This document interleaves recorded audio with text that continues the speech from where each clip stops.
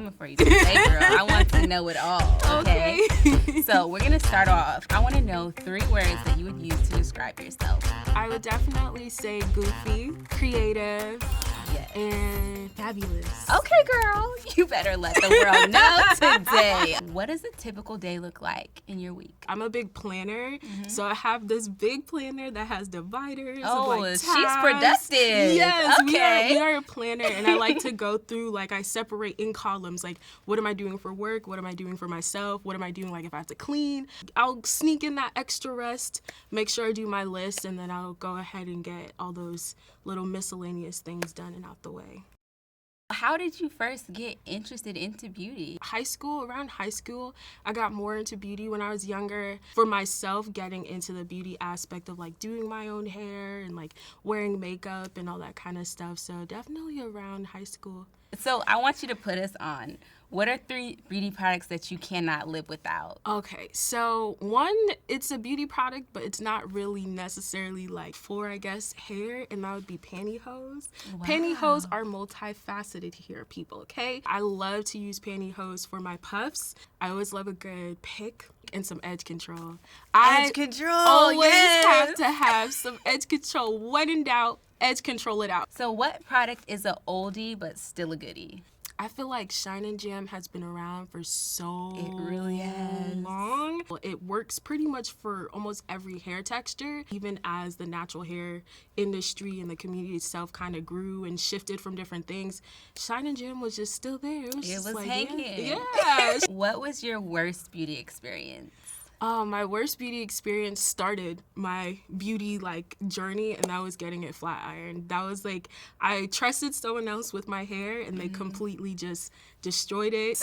I realized, this is what kind of kickstarted my journey. How would you describe your unique beauty style? I always go by beauty being limitless, so I always love finding ways to kind of just do my hair that may not necessarily be the norm, going in and like playing with the styles and showing how diverse it is, you don't have to get bored, but there's so much that you can do. So are there any beauty rules or stereotypes that bother you? When people always describe textured hair as difficult, and I feel like that's exactly what happened when I went to the salon. It was kind of viewed as like, this is this huge, massive thing we need to tackle. We need to apply as much heat as possible. We need to straighten it as much as possible. We just have to go in with the works.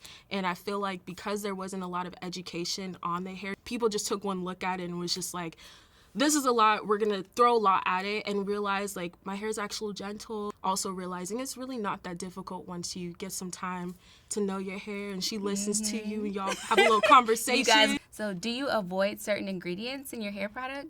I think it's more so just understanding kind of like how each product works, because I think with pretty much anything in life, a little too much of anything is not good. So at least if you know, if you get it in small doses, you know how to work with it versus just overloading it. So that's kind of like how I go about things. I watch my hair, pay attention to her, see what she likes, and that's kind of how I pick and choose versus saying, oh, just no to this, just no to that, just no to this. Because honestly, when I was using products, I wasn't looking. In my hair, she liked it, so. She was flourishing. Yeah, so I was just like, I don't have the time. Whatever she likes, I listen and I'll go ahead and work with what she chooses.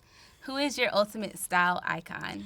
Okay, so I have one style icon when it comes to kind of like the whole element of hair, and that is Nikki Nelms. She's a hairstylist, and how she styles it, how she does gravity, how she adds texture, how she adds beads. How do you get braids to levitate? Like, right. Let me know. Let me know.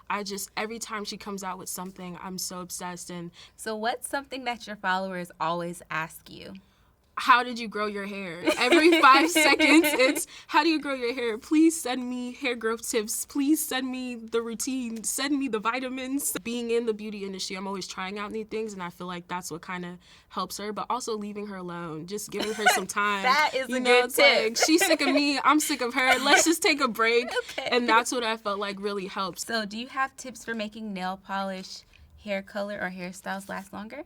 out of my wash and goes, and then I throw it up in a puff. And then, hey, if we really pushing it, throw it into a bun. And if we're really pushing it, throw a scarf on top. That's a whole month. Although I don't necessarily recommend that. But that's a whole month worth of styling that I did without necessarily having to go ahead and switch my hair up.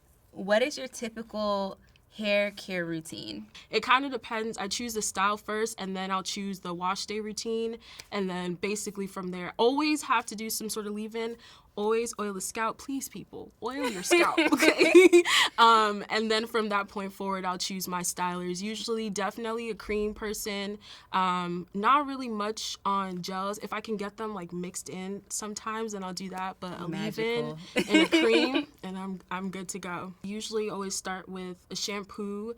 Depending on the day, I use conditioner to detangle, and then I'll go in with a deep conditioner always. By the time I'm washing my hair, it just has to. Like, these are just principle.